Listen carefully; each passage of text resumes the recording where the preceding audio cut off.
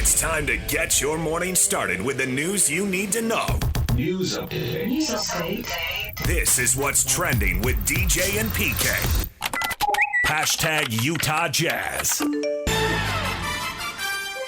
Christie driving on Kessler, swatted with his left hand into the sixth row.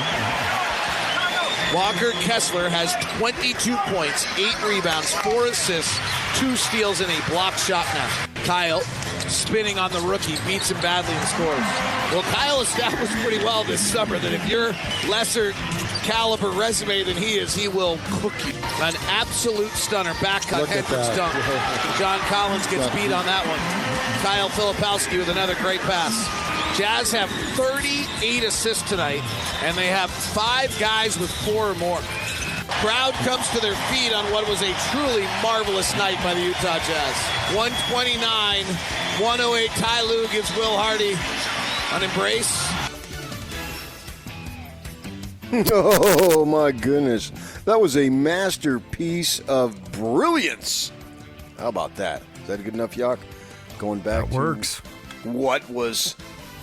that seems like 100 years ago now when Will Hardy said that after a brutal loss. And the Jazz, what a marvelous win. All you doubters, I'm calling you to the carpet right now. You must repent or otherwise admit that you are wrong. The Jazz were absolutely incredible. I couldn't believe what these eyes were seeing. I felt like the first time Rudy's father got upon the campus of Notre Dame. I cannot This believe is what the these best eyes are sight seeing. these eyes have ever seen. Everybody played well. Even Cody Williams' 2 minutes was electric. Okay, maybe not. But the Jazz just blowing out the Clippers, man. That game was not even a game for, what, just about the entire time once the Jazz took the lead and ran away and hid. Now, very few times they're going to shoot 55%. But that's exactly what the Jazz did from the floor. 55%, 48 of 87. Oh, my goodness gracious. That was incredible how well they played making those baskets. And the Clippers would never even make a run. Walker Kessler, now he didn't play a whole lot in the preseason, but man, it's the go time. Did you know, Yak, he leads the league in field goal percentage right now at 1,000? Well, there we go. Something count right now. Season's over. MVP. He's 7 for 7, 9 boards. You heard Locke with the stats there. Even threw in 4 assists for a big man. That's impressive numbers. And Jerry Sloan was smiling from the great beyond because you get 6 fouls, and Walker Kessler used 5 of them, which shows a level of aggressiveness. He had 1 foul that wasn't very aggressive. It was kind of no man's land there on the other side of half court, but so what? And he was awesome, no doubt about it. You really got to look at him and say, is he going to take that next step? You know, we're not just talking about one game. We're talking about his ability to take that next step. Can he do it? Can he do it, 4 to 5 games, whatever it might be, 8 out of 10 games? Well, certainly a great debut as far as that goes. I mean, he just looked incredible. I can't say enough about him. Clearly, he was awesome. And then the other two, Filipowski, he showed well. He only took 10 shots. Marketing. That's the kind of game that I like to see out of Marketing. A quiet game. If you score 20 and it's considered quiet, that's impressive. And you put in 4 of 7 from 3, 6 boards, 5 assists. As Locke said, 38 assists. That's a staggering number when you think about it there. I'm interested in that, and we'll talk to Locke tomorrow on Friday, that they did start Filipowski over Hendricks. I thought it was going to be Hendricks, but no. They went with Filipowski, who's a second-year guy. I mean, you can argue, obviously, the Hendricks injury last year. He's a second-year guy because he didn't play very much last year, just right at the beginning of the season with the injury that set him out the whole season. But we'll see how that develops. Sensapaw, okay, has he found a role on his team coming off the bench? 20 points, shoot. You're open, shoot. But the thing that impressed me, we can go down and you can look at the box score and it sort of speaks for itself. But a bunch of guys did a lot of different things. Like Walt Clayton, I guess he wants to be called Walt, not Walter, so we'll call him Walt if that's what he wants. Walt Clayton Jr. In just 18 minutes, he didn't look overwhelmed. 10 points, all right, that's nice. He's a shooter, scorer. But I like the 6 boards and the 5 assists. They were moving the ball. Now, shots went in, so everything is going to be higher in the assist total and the shooting percentage. Of course it is. But also Borden, 46 boards to 38 for the Clippers. That's pretty impressive as far as that goes. All right, where are they back in action Friday, tomorrow, up in Sacramento, right? Tip-off is set for 8 p.m. The Kings got beat down there in Phoenix, but they're missing one of their best guys, arguably their best guy. We'll get to that next, right now, with the NBA coming up. Hashtag NBA. BJ with it. Sixers standing around. BJ drives it. Cut off by Anthony Simons. 5 to shoot. Maxey with it. One-on-one. Back to BJ. Right side. Open 3 in the air. He got it. Edgecombe with his first tray. Boy, that two-man game was really stationed on that right side, and Edgecombe pays it off with a 3. Gets it into Wembanyama, guarded by Washington. Wembanyama, the fake, the reverse, and the foul. Wembanyama working Davis, spinning, taking, hitting, plus the foul. Booker at the top of the key, backing up on Schroeder, fades from 15 and knocks it down on the left elbow. Devin Booker puts the Suns up 4. He's got 26. It's 115-111 with 36 seconds to go. And switched on to Jeremy Grant. Shot clock is down to 6. Still beyond the three-point line. He shoves off, steps back, 3-ball. He got it! 39 for Edwards. Wolves in front. 114-112. Big-time shot by Ant in the clutch. All right, those are some highlights around the NBA. A lot of games. I was flicking around on my DirecTV. I get my free package, and you know me and free, Yak. I got to take advantage of it. Absolutely. And so for the next week, you can get to watch all the games. I don't buy the NBA package because of the fact that most of the time I'm going to be watching the Jazz, and plus there's other games on that I already have money laid out. I don't want to lay out any more money. But last night was not one of those nights. I was checking it all out constantly. Let's see. Let's start with, we'll go with the Kings because that team is the Jazz's next opponent. They had a 20-point lead in the first half, but we've seen it a million times, 20-point leads in the first half, particularly on the road, sort of wither away, and the Suns got them. Beat him by 4. Devin Booker. Man, Devin Booker is in his 11th season already. That just seems hard to believe. He had 31. Now, the Kings were without Sabonis, who I believe is their best player, right? And he has a hamstring strain. They showed him on the bench there several times. So we'll see if he's available tomorrow night. As far as that goes, there'll be an advantage to the Jazz if they don't have to face him. Now, you heard in that little highlight, Edgecombe, the kid out of Baylor, VJ Edgecombe. This is an impressive stat that he had, right? He scores the most points by a rookie. I didn't even know that they could do this, but I guess there's a stat for everything. Since Wilt Chamberlain made his debut, 34 points. And that goes back in 1959 as the 76ers squeak by the Jason Tatum-less Boston Celtics. Now, we saw Edgecombe come in here with Baylor, and boy, he has an NBA body already. It's amazing that he had that as a young kid. And so Philly takes him. And that was good for the Jazz because then they got Ace Bailey. I realized Ace Bailey came off the bench, didn't really have a major impact on the game, and Edgecombe did. But it's not like they could have drafted Edgecombe because he was gone. And Tyrese Maxey had 40, for those of you who are interested. Joel Embiid played 1 of 9. Only played 20 minutes. He's on a restriction. And, of course, Paul George is injured, so he did not play. We'll see how that goes for the 76ers. Can they be a good team? And what's that? Kada, he actually started for Boston.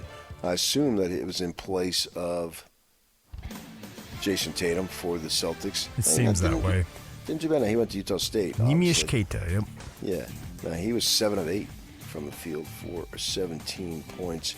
And I don't think most people think Boston's going to do a whole lot because Jason Tatum is going to be out for most of the season, if not the whole year. And how about this? How do we say his name? Didn't he change his name, the pronunciation? Yegor? What is it? What's the latest? Yegor Dielman. Sounds like there's an L in there. When he came over, PK, the traditional pronunciation of his last name is Dielman, and he was very clear that it was, Demon, and then switched it back when he went to the NBA. Okay, well, it's going to take me a while to get used to that because it took me a while to get used to how to say it last season. Yegor Dielman. Yep, there you go. Yeah. He had 14 points, 5 boards, 2 assists, 4 of 6 shooting. Now, obviously, the Nets are not expected to do a whole lot. We understand that. But he's a high pick. Where did he go? Did he go 8th? Eighth overall. Yep, he was their highest of the 5 picks they've made. Yeah. So nice debut for the kid. I mean, everybody liked him here. He just seemed like an innocent, great young kid, and so we'll follow his development there for the new. Well, they're not the New Jersey Nets anymore. I guess they're the Brooklyn Nets. Yep. Yeah. So just across the bridge there. But they're going to be one of the teams that's going to stink this year, as anticipated to stink.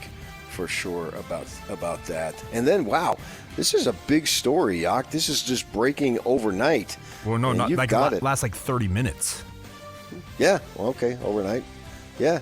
I saw it I thought it was about an hour or so ago. Why don't you explain it, since you're up to date on it? I mean, I saw a headline, but you probably read it. Yeah, so the FBI is out and about this morning arresting people apparently all over the country in a big gambling investigation that includes the first one we heard about was Terry Rozier from the Miami Heat, one of their guards. He has been arrested this morning. And to add to it, Portland Trailblazers head coach Chauncey Billups has been arrested this morning for investigation into this. Now, the word around Chauncey Billups is not betting on his own team, but betting on other games, apparently in the NBA, etc.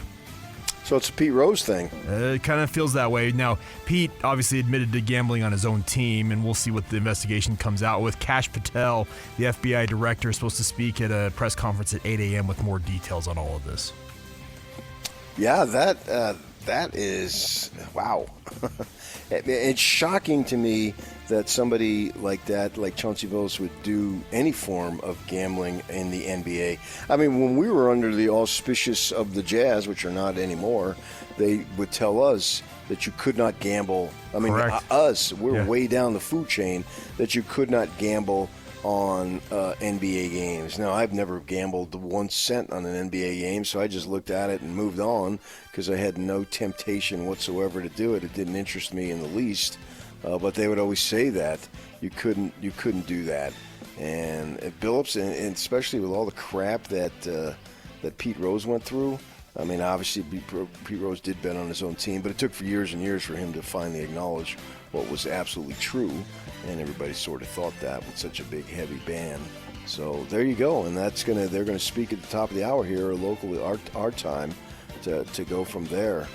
Wow, interesting. One other thing on the NBA, Cooper Flagg didn't have a good debut. Only scored 10, 4 of 13 for shooting as the Mavericks got smoked by the Spurs in Dallas. All right, that's a lot of NBA, and it's just begun. Oh, you also heard Anthony Edwards went off for 41. Timberwolves beat the Trailblazers. I think that game was in Portland last night. So we'll wait for the news to see how this story develops, and we'll have it for you right here on 97.5, the KSL Sports Zone. Let's move on to the NFL. Hashtag NFL. The euphoria, the way that game unfolded, that was strictly about Dart. That was in no way, shape, or form anything that was directed at Russ. So, and I might be able to see how he might perceive that. But coming off that win and watching how he played, yeah, that wasn't any intention at all. That is Denver Broncos coach Sean Payton, who got himself in a little bit of hot water when he said that he was hoping that the Broncos didn't see Jackson Dart, which Russ Wilson, who was with the Broncos now, is backing up Dart with the Giants. That he took it as a slight against him, and he called it classless and did the bounty gate thing. That was several years ago. That was a long time ago now, right?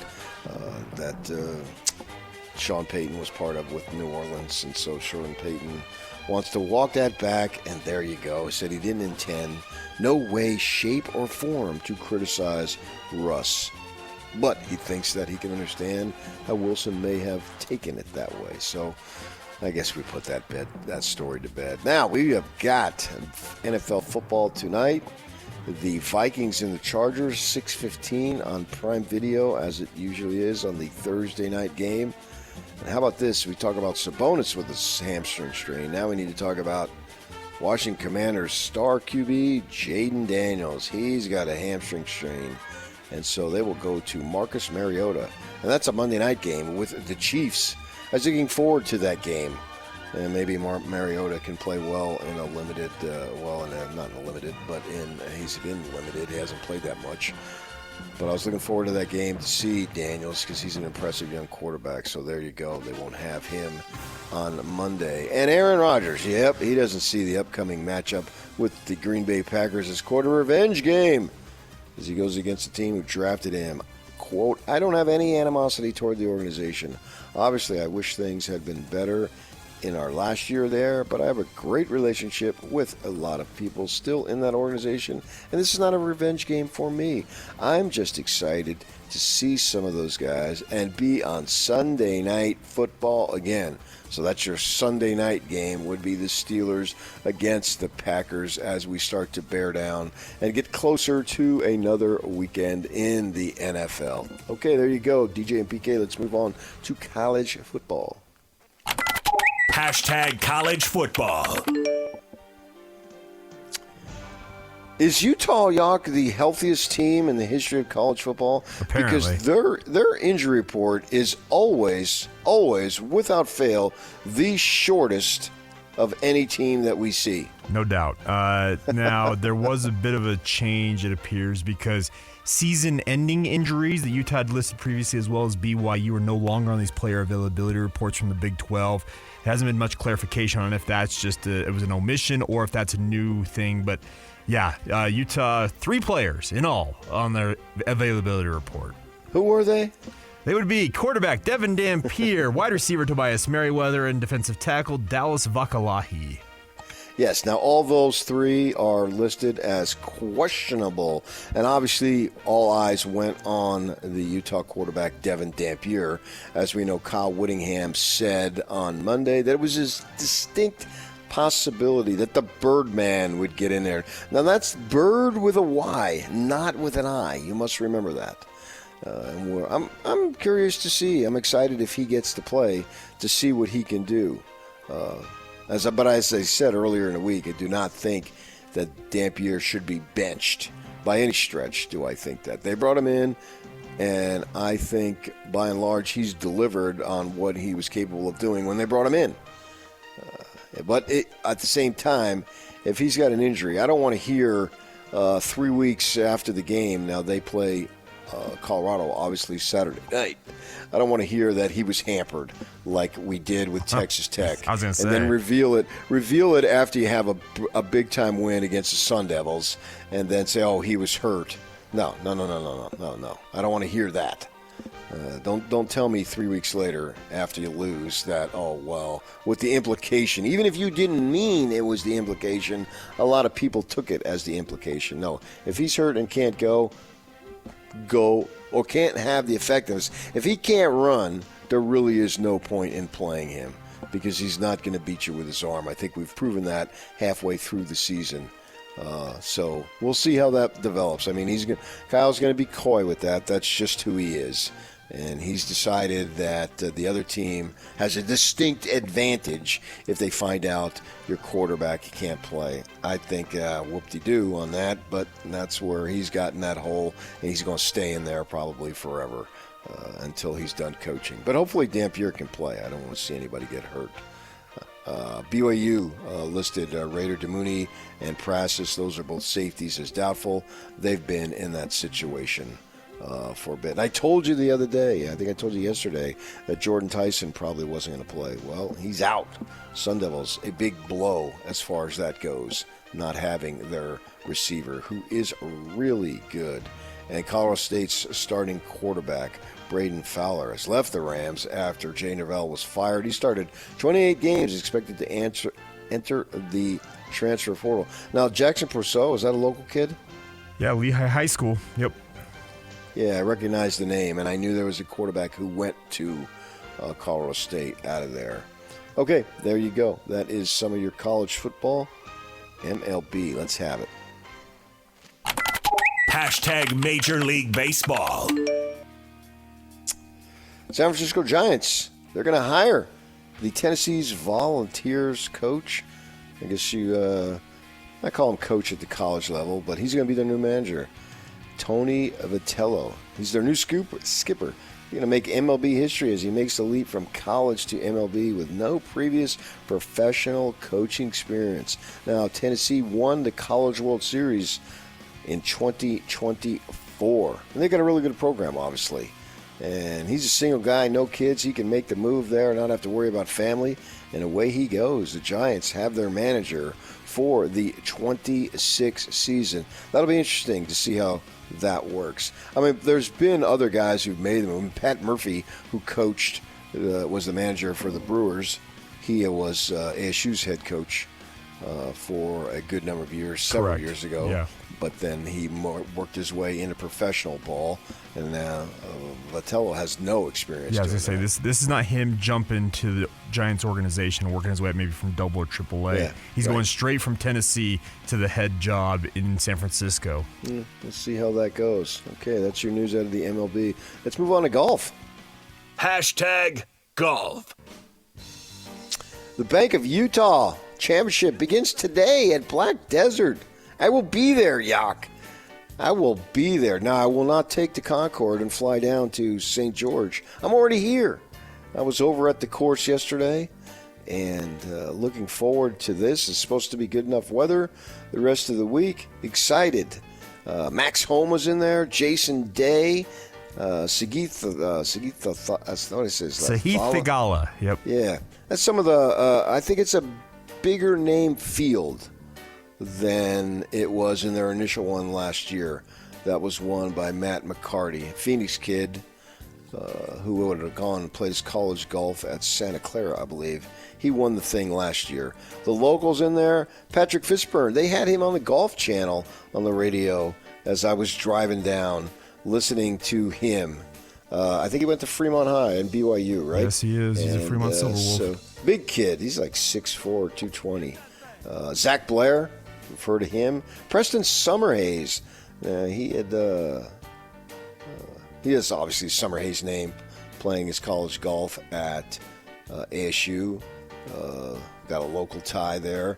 And then Kihei Akina. Did I say his first name right? Kihei Akina. Kihei. Freshman at BYU. Akina. Yeah. Now, he played last year, so he would have been at Lone Peak last year as a freshman at BYU. Yep. And I think he missed the cut by one single stroke. Correct, yes. Last year.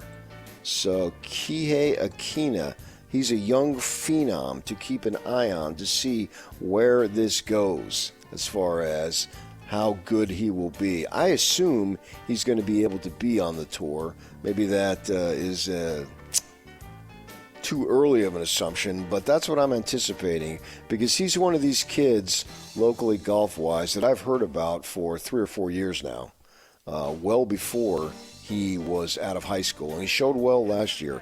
And how about this, man? This was big news yesterday. The PGA Tour is canceling the Century, which is at Kapalua, which always opens the season in January, right? It's the first weekend of January. Now, they don't have a course that's ready to go. The Plantation course has had issues with water, and I guess it's just not in good enough condition to play, so they don't have an alternative. So they will not have it. They canceled it this year. So that means, what is it, the Sony the following week? Yep, the Sony Open on Honolulu will open the season. Yeah. Okay, let's move on to the NHL. Hashtag NHL. Mammoth 5-2, 5-2-0. They open a road trip tonight against the Blues in St. Louis.